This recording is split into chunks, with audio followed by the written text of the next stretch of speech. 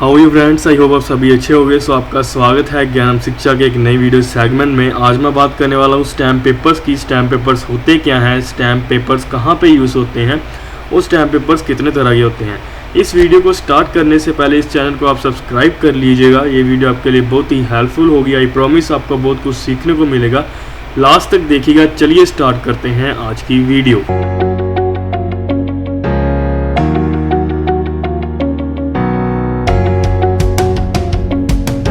सबसे पहले बात आती है स्टैम्प पेपर्स की। स्टैम्प पेपर्स होते क्या हैं। स्टैम्प पेपर्स, जो स्टैम्प पेपर होता है वो एक तरह का पेपर होता है प्लेन। वो गवर्नमेंट का पेपर उसको माना जाता है। उसके उस प्लेन पेपर के ऊपर क्या होता है, उस प्लेन पेपर के ऊपर रेवेन्यू स्टैम्प लगी होती है गवर्नमेंट की।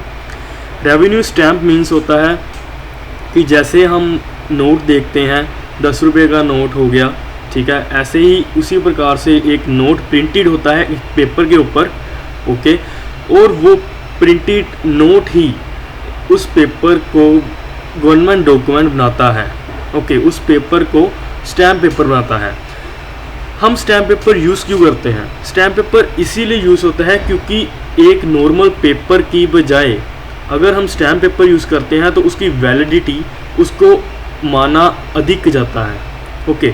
अगर सपोज करिए अगर हमने किसी के साथ कॉन्ट्रैक्ट किया है, ओके, एक सिंपल पेज पे कॉन्ट्रैक्ट करना और स्टैम्प पेपर के पे कॉन्ट्रैक्ट करना अलग बात होती है।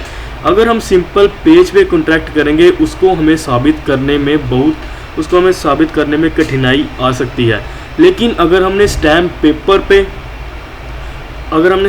पेपर पे उस कॉन्ट्रैक्ट को किया होगा, उसकी जो सारी कंडीशंस लिखी होंगी और साइंस होंगे दोनों पार्टी के, तो उसको जो है साबित करना उतना ही आसान होता जाएगा जितना हम स्टैम्प पेपर पे लिखेंगे, ओके।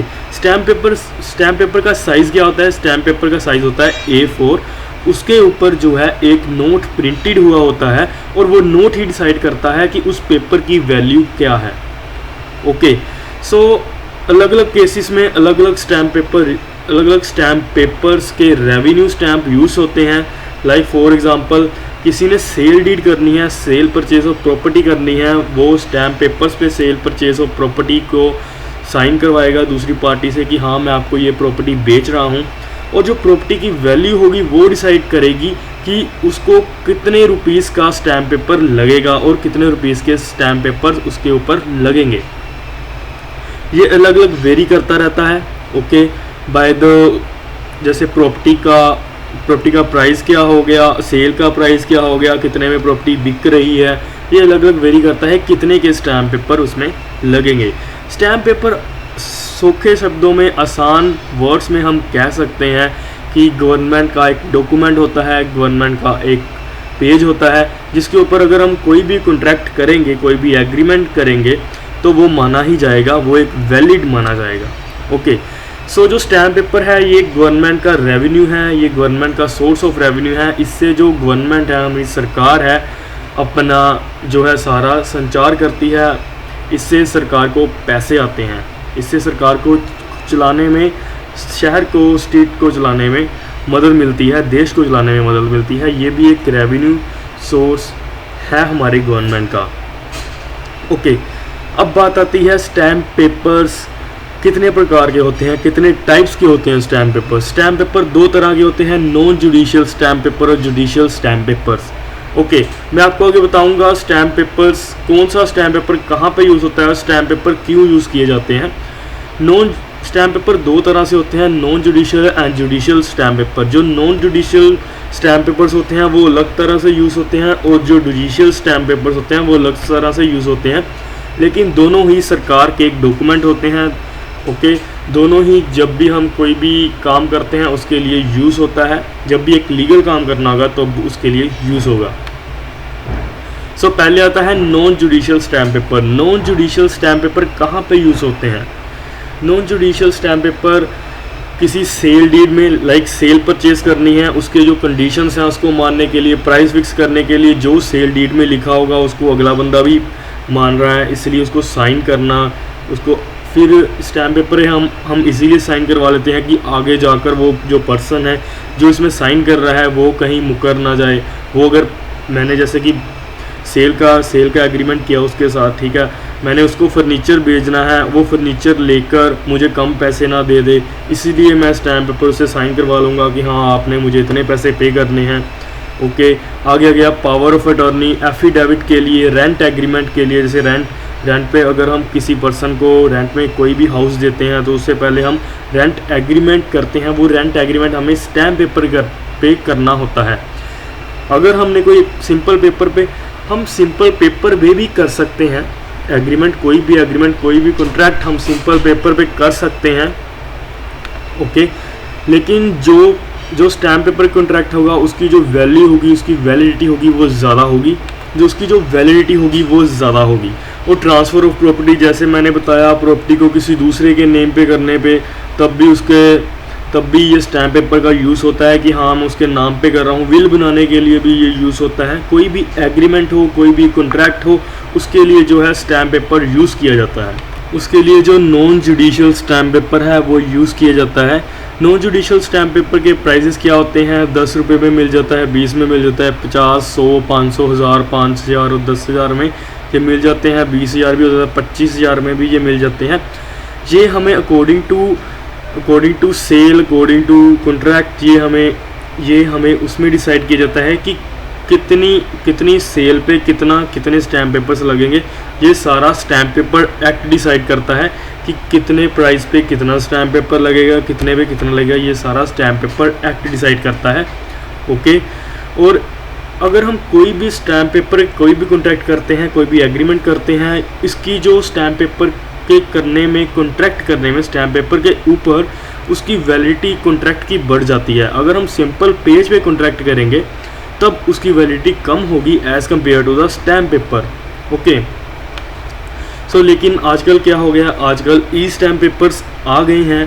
पहले क्या होता था, पहले की जो स्टैम्प पेपर कलेक्टर जो स्टैम्प पेपर देते थे वो वही दे सकते थे जिनको सरकार ने मंजूरी दी हुई है स्टैम्प पेपर बेचने की।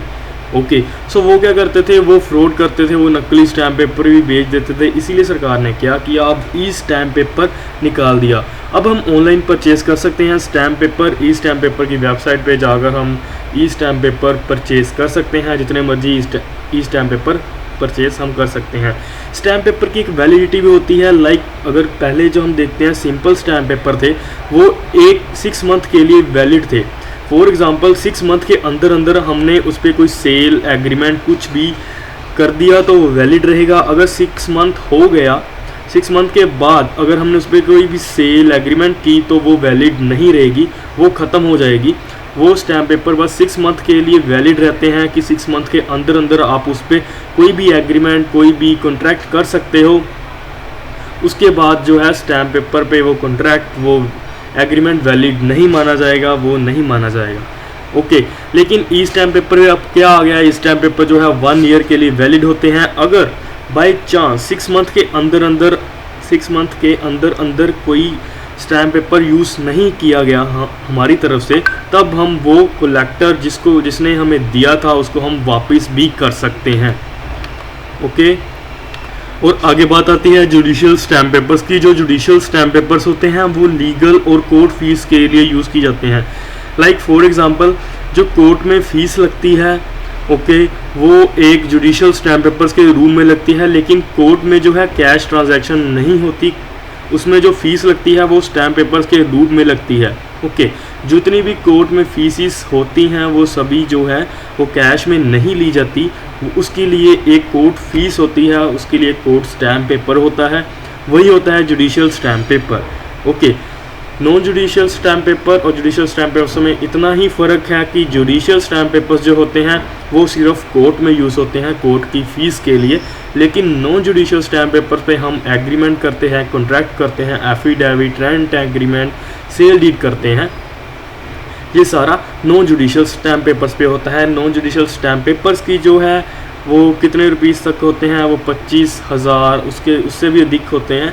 और ये डिसाइड क्या करता है कि कितने प्रॉपर्टी आप सेल कर रहे हो, उसके लिए कितने जो है स्टैम्प पेपर यूज़ किए जाते हैं।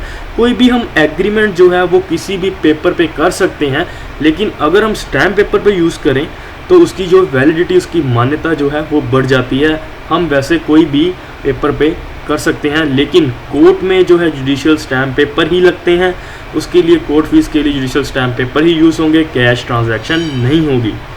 सो बस इतना ही आज की इस वीडियो में। आई होप आपको ये समझ लग गया होगा। अगर आपको कोई भी डाउट है इससे रिलेटेड, आप please go to the comment box, comment करिए, मैं आपके कमेंट का आंसर दूंगा। Thank you so much guys for watching. Subscribe for more videos.